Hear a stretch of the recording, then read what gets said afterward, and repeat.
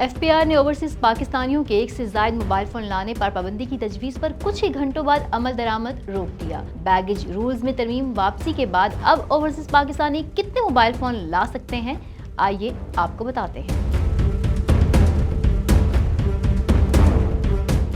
Chairman FBR ने overseas पाकिस्तानियों पर एक से ज्यादा मोबाइल फोन लाने पर पाबंदी की तजवीज़ पर अमल दरामद रोकते हुए हिदायत दी है कि इस पर मजीद गौर व हौस के बाद तरमीम लाई जाएगी। इसके साथ चेयरमैन ने $1200 से ज्यादा मालियत की कमर्शियल अशिया पर पाबंदी की तजवीज़ भी वापस लेने का हुक्म दिया है और तरमीम को मुशावरत के बाद दोबारा पेश करने की हिदायत की है। तरमीम सामने आने के बाद ये तासुर कायम हुआ है कि FBR ओवरसीज पाकिस्तानियों के हवाले से सख्त इकदाम ले रहा है, जिसकी वजह से इन तरमीम पर अमल दरामद रोकते हुए ये फैसला किया गया है कि इन पर मजीद गौर किया जाएगा। मुस्तकबिल करीब में ये तरमीम इस तरीके से नाफिज की जाएंगी कि ओवरसीज पाकिस्तानियों को अपने खिलाफ किसी किस्म का कोई इकदाम महसूस ना हो। मौजूदा कवानीन के तहत बैरूनी मुल्क से आने वाले मुसाफिरों को 2 मोबाइल फोन लाने की इजाजत बरकरार रहेगी। PTA और FBR के कवानीन के मुताबिक पाकिस्तान में कोई भी फोन रजिस्टर्ड हुए बगैर नहीं चल सकता। अलबत्ता हुकूमत ने ओवरसीज पाकिस्तानियों को ये सहूलत दी है कि वो या कोई गैर मुल्की पाकिस्तान आता है तो ऐसे में उनका फोन 120 दिन यानी 4 माह तक पाकिस्तानी मोबाइल नेटवर्क्स पर चल सकता है। उसके बाद इस फोन में सिम काम नहीं करेगी। इसलिए बैरूनी मुल्क से आने वाले हर फोन को रजिस्टर्ड कराना नागुज़ीर है। अगर कोई शहरी पाकिस्तान से जाए और इसके पास अपना फोन मौजूद हो तो वो बैरूनी मुल्क से वापसी पर कितने फोन ला सकता है, तो इस सवाल के जवाब में FBR का कहना है कि मौजूदा कानून के मुताबिक अपने जाती इस्तेमाल के फोन के अलावा एक फोन ही लाया जा सकता है। अलबत्ता इस पर आयद टैक्स और कस्टम ड्यूटी अदा करना होगी। बसूरत दीगर वो फोन सिम के लिए काबिल इस्तेमाल नहीं होगा। ओवरसीज पाकिस्तानियों को वतन वापसी पर अपने जाती मोबाइल फोन के अलावा एक नया फोन लाने की भी इजाजत है। अलबत्ता इसकी रजिस्ट्रेशन लाजमी है। FBR ने वजाहत की है कि मोबाइल फोन के कारोबार से मुंसलिक अफराद पहले से मौजूद कवानीन के तहत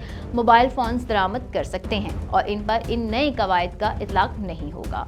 मजीद अपडेट्स के लिए देखते रहिए vnews.pk।